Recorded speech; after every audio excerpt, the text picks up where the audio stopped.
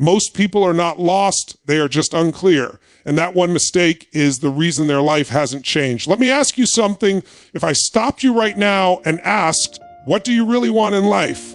Could you answer in one clear sentence? The reason you feel stuck is not because you're weak. It's because you've never been taught the first step to change. You don't need more motivation. You don't need more time. You need one decision that changes the direction of your life. Everyone knows what they don't want, but almost nobody knows what they do want. And that's why most people never move forward. There is a simple checklist for changing your body, your money, and your relationships, and almost nobody uses the first step. If you can't tell me what you want and why you want it, then you're not even on the path yet. Feeling stuck. It's not your situation, it's your starting point. Everything begins with clarity. If you don't know exactly what you want, your mind has no target to aim at. It's like trying to drive somewhere without an address. You might move, but you won't arrive. Most people spend their lives focused on what they don't want. They don't want to be broke. They don't want to feel lonely. They don't want to be stressed. They don't want to fail. And yet, focusing on what you don't want keeps you emotionally tied to the very thing you're trying to escape. Your brain doesn't understand don't. It only understands pictures, emotions, and meaning. So when you say, I don't want to be poor, your mind still sees poverty. When you say, I don't want to be alone, your mind still sees loneliness. That's why progress feels slow and heavy. You're walking forward while looking backward. Clarity means shifting from what you don't want to what you do want. It means being specific. Not, I want to be successful, but what does success look like to you? Not, I want a better relationship, but what kind of relationship do you want to live inside every day? How do you want to feel? How do you want to act? What standards do you want to live by? The more precise your vision, the more power it gives you. Vague goals create vague results. Clear goals create focused action. But clarity alone is not enough. The real fuel is your reason. Why do you want this change? Why does it matter to you? If your reason is shallow, your effort will be shallow. If your reason is weak, your commitment will be weak. When things get uncomfortable, and they always do, you will fall back to old habits unless your why is stronger than your excuses. Strong reasons create strong actions. Weak reasons create hesitation and delay.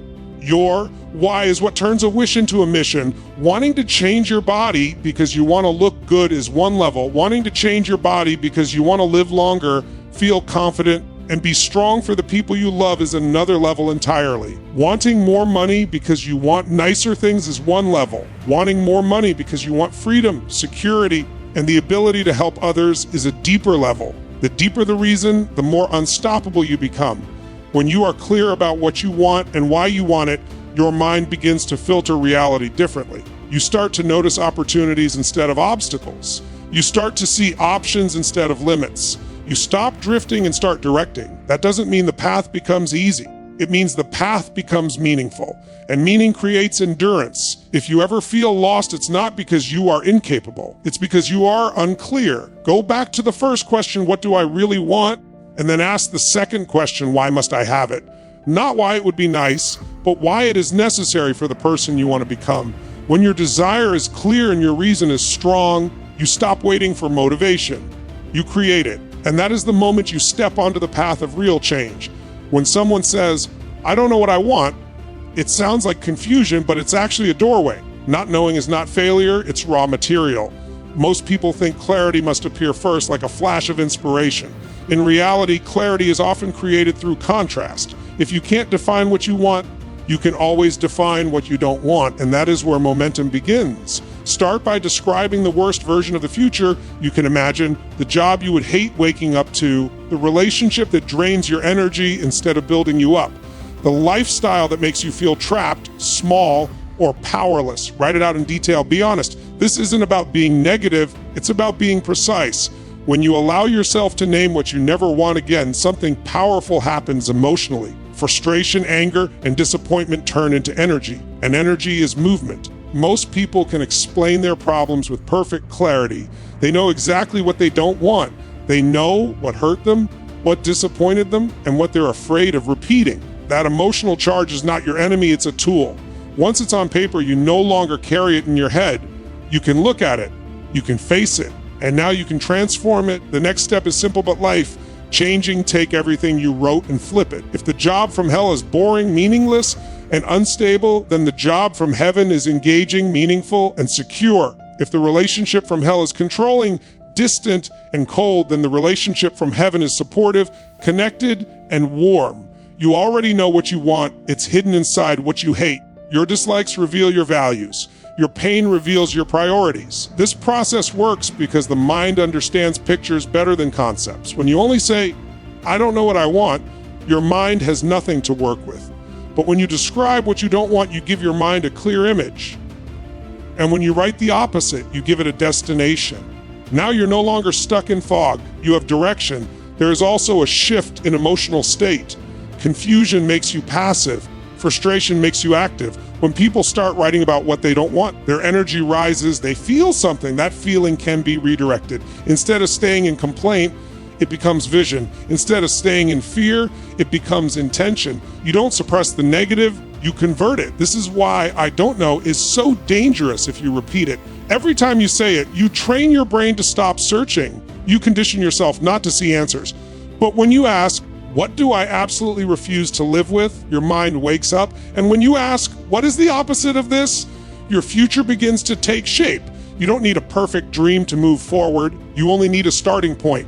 Defining what you don't want gives you contrast. Contrast creates clarity, and clarity creates choice. Once you know what you want instead, you are no longer drifting. You are aiming, and the moment you aim, your actions start to organize around that target.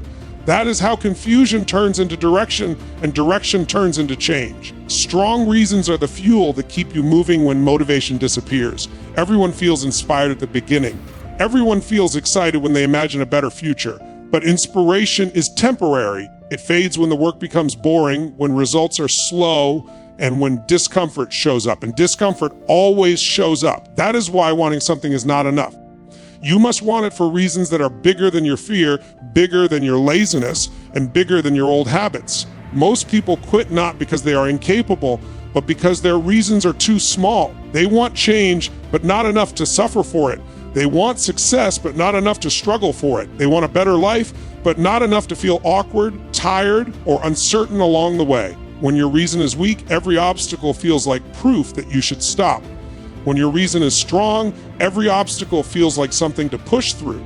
Your reasons shape your behavior. If your reason for changing your body is only to look good, you may quit when the scale doesn't move. But if your reason is to feel strong, to live longer, to be present for the people you love, then quitting feels more painful than continuing. Pain is unavoidable. You either choose the pain of discipline or the pain of regret. Strong reasons help you choose the first one. The human mind is designed to avoid discomfort. That is not a flaw, it is survival. But growth requires you to override that instinct. You do that with meaning. Meaning is what tells your brain, this pain is worth it. Without meaning, pain feels pointless. With meaning, pain feels purposeful. That is why two people can do the same hard thing and have completely different experiences. One feels punished, the other feels empowered. The difference is their reason. Your why must be emotional, not just logical. Logic explains. Emotion moves. You don't change your life because it makes sense. You change your life because it matters. You must connect your goal to something you care about deeply: freedom, pride, love, security, contribution, or identity. When your goal becomes part of who you are, not just what you want, your behavior changes automatically. Strong reasons also protect you when doubt appears. Doubt says, what if this doesn't work? Your reason answers, I must try anyway. Fear says, what if I fail? Your reason answers, I can't stay the same. Excuses say, it's too hard. Your reason answers, so is staying where I am? This inner conversation determines your future more than talent, intelligence, or luck. If you ever notice yourself quitting, procrastinating, or drifting, don't attack yourself. Question your reason. Ask, why do I want this? And then ask again, why does that matter? Go deeper. Surface reasons create surface results. Deep reasons create lasting change. When your reason is clear and strong, you don't need constant motivation. You don't wait to feel ready. You act because not acting feels worse. In the end, strong reasons turn pressure into power. They turn discomfort into discipline. They turn effort into identity. And when your reasons are powerful enough, your actions become consistent. Consistency is what creates results. Not once, not sometimes, but over time. And over time, a strong reason becomes a strong life. Facing the truth is the moment real change begins. Not the truth you wish were real, Not the truth that sounds good to other people, but the truth about where you actually are right now compared to where you want to be. Most people avoid this step because it's uncomfortable. It challenges the stories they tell themselves. It forces them to look at results instead of intentions. But results never lie. You might intend to be healthy, but if your body says otherwise, that is the truth. You might intend to be financially free, but if your bank account tells a different story, that is the truth. Truth is not here to shame you. It is here to free you. You cannot close a gap you refuse to see. If you pretend you are further along than you are, you remove the pressure to grow. If you exaggerate how bad things are, you remove the belief that you can improve. The power is in accuracy.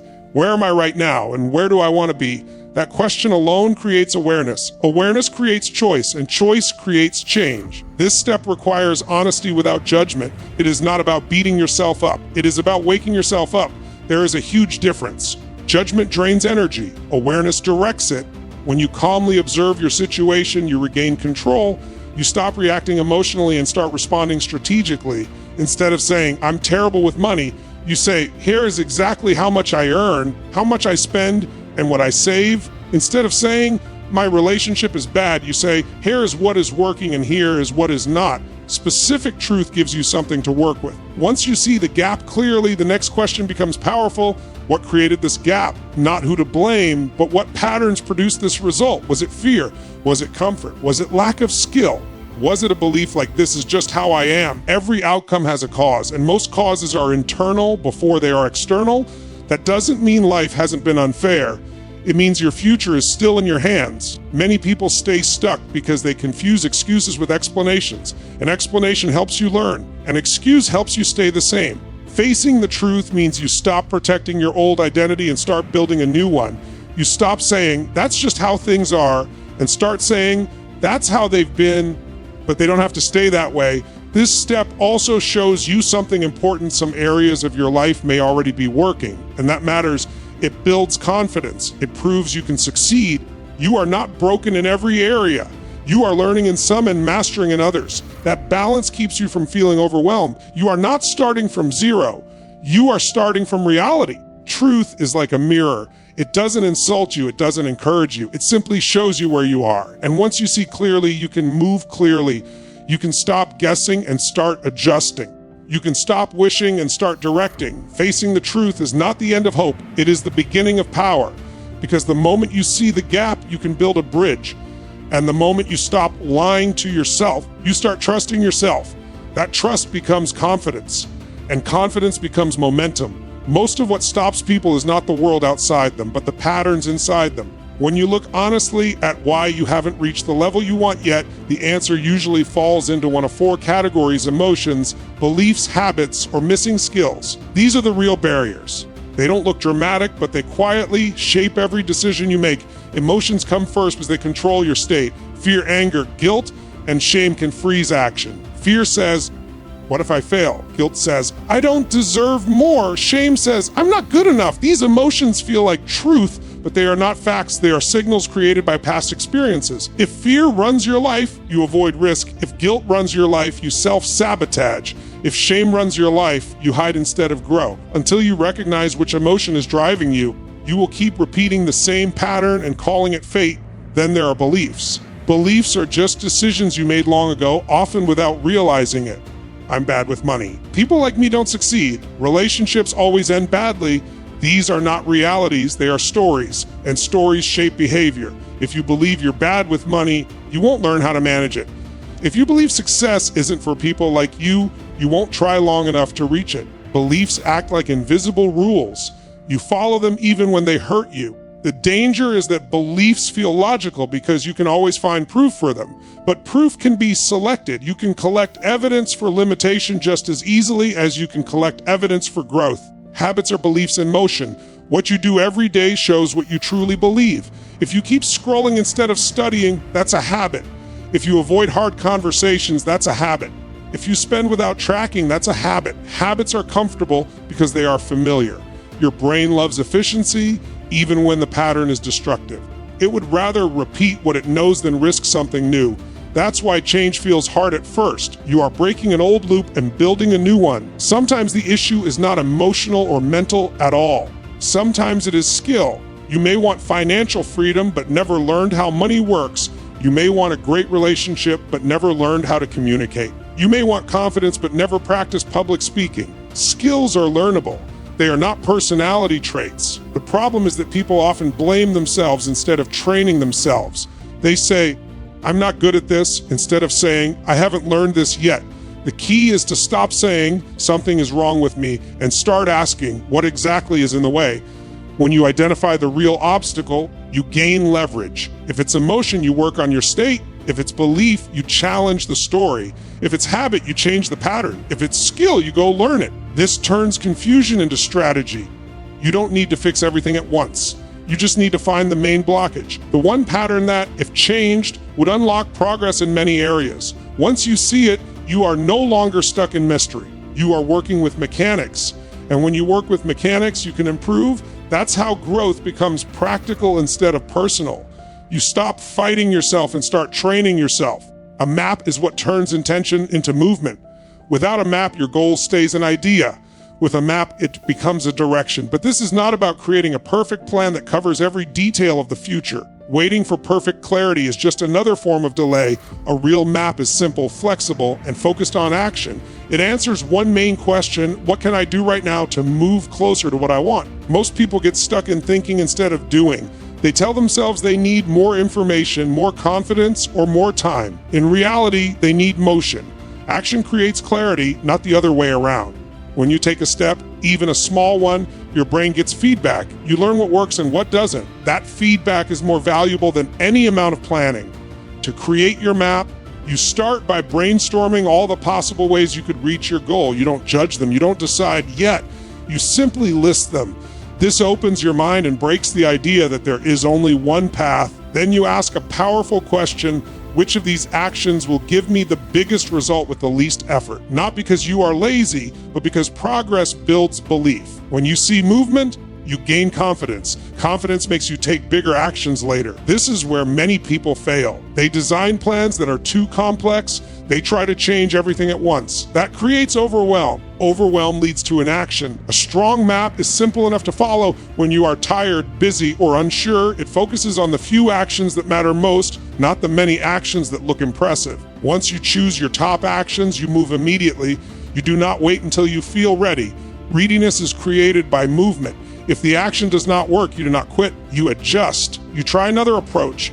You keep the goal and change the strategy. That is how growth works. You don't fail, you gather data. Think about how a child learns to walk. They don't sit down and design a perfect technique.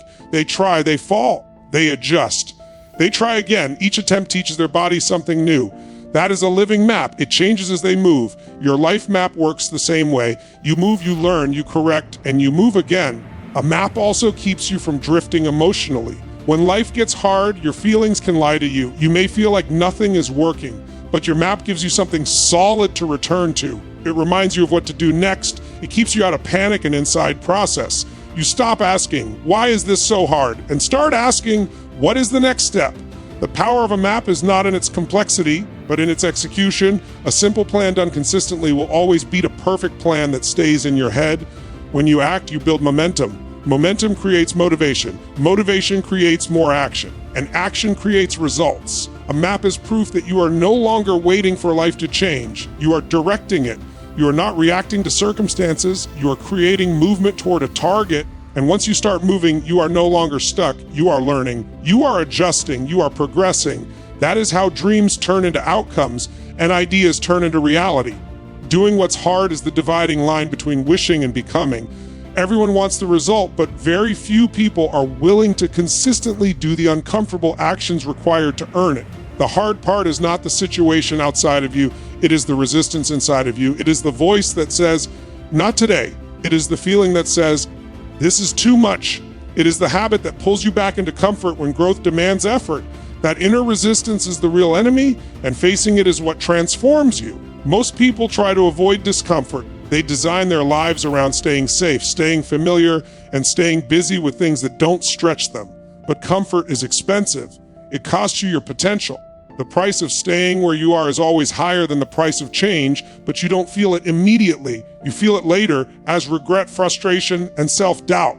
Hard work hurts in the short term, but avoidance hurts in the long term. The dragon you must face is usually not another person or a big external problem. It is a belief that says you can't. It is an emotion that says you shouldn't. It is a pattern that says you won't. Fear is the most common one. Fear of failure, fear of rejection, fear of looking foolish, fear of success and the responsibility that comes with it. Fear disguises itself as logic, but it is really just protection from imagined pain. When you face it directly, it loses power. Doing what's hard means having the conversation you've been avoiding. It means practicing when no one is watching. It means saying no to short-term pleasure so you can build long-term pride. It means showing up when you don't feel like it. Not because you are forced to, but because you chose a standard higher than your mood. Mood changes daily. Standards shape your life. This is how mastery is built. What looks effortless from the outside is usually the result of thousands of uncomfortable repetitions. The person who seems confident once felt awkward. The person who seems disciplined once struggled with distraction. The person who seems strong once felt weak. They didn't wait for the feeling to change. They acted in spite of it, and over time, the feeling followed the action. When you consistently do what's hard, something powerful happens inside you. You begin to trust yourself. You prove to yourself that you can handle discomfort. That proof builds identity. You stop seeing yourself as someone who tries and start seeing yourself as someone who finishes. You stop negotiating with fear and start leading it. This process is not about punishment. It is about respect. You are respecting the future version of yourself by doing the work today. You are saying, I care enough about my life to do what is necessary, not just what is easy. That choice, repeated daily, rewires who you are. The hard part will never disappear, but it will change form. What is hard today becomes normal tomorrow. And what is normal tomorrow creates new capacity for bigger challenges. Growth is not a single battle. It is a series of small victories over resistance. When you face the dragon instead of running from it, you don't just solve a problem. You become a different person, and that person can handle the next level. That is why doing what's hard is not just a step in the process. It is the forge that shapes your character. Momentum is what turns effort into lifestyle. Without momentum, progress feels heavy and temporary. With momentum, progress feels natural and sustainable. That is why daily practice, raising your standards, and celebrating progress all work together. They are not separate ideas. They are one system for growth. A daily practice is not about doing something huge every day. It is about doing something meaningful every day. Small actions done consistently are more powerful than big actions done occasionally. One workout a month does not change a body. One honest conversation a year does not change a relationship. One financial decision does not change a future. But one small step taken daily compounds. It builds identity. You begin to see yourself as someone who shows up. That self-image is more powerful than any external motivation. Daily practice removes decision fatigue. You no longer ask, should I do this today? It is simply what you do. This creates stability in a world that is always changing. Even when life feels chaotic, your practice becomes an anchor. It keeps you connected to your direction. It keeps you from drifting back into old patterns when emotions rise. Raising your standards is the next layer. Standards are not goals, they are rules you live by. A goal says, I want this. A standard says, this is who I am. When you raise your standard, you stop negotiating with yourself about certain behaviors. You no longer accept what you once tolerated. You expect more from your actions, your time, and your focus. Not in a harsh way, but in a conscious way. You decide that growth is normal, not special. Measurement makes this possible. If you do not track your progress, you will rely on feelings. Feelings are unreliable. Some days you feel behind when you are actually ahead. Some days you feel successful when you are drifting. Measurement gives you truth. It shows you patterns. It shows you improvement. It shows you where to adjust. What you measure, you manage. What you manage, you improve. Celebration completes the cycle. If you never celebrate, your brain never registers success. It only registers effort. That leads to burnout. Celebration tells your nervous system, this was worth it. It links pain to pleasure. It turns struggle into meaning. It does not have to be dramatic. It can be as simple as acknowledging, I kept my promise today. That recognition builds emotional reward into discipline. When you combine daily practice, raise standards, and celebration, growth becomes automatic. You are no longer chasing motivation. You are living in structure. You are no longer waiting for confidence. You are building evidence. Each day becomes a vote for the person you are becoming. Momentum also changes your relationship with time. Instead of thinking in years, you think in days. Instead of dreaming about results, you focus on process. And process creates results without forcing them. You stop trying to leap forward and start walking forward. And walking forward, done consistently, always beats standing still with perfect intentions. This is how progress becomes permanent. Not through dramatic breakthroughs, but through repeated alignment. You practice daily. You expect more of yourself. You measure honestly, you celebrate sincerely, and then you choose the next level. Over time, this rhythm reshapes your life. It turns effort into identity and identity into destiny.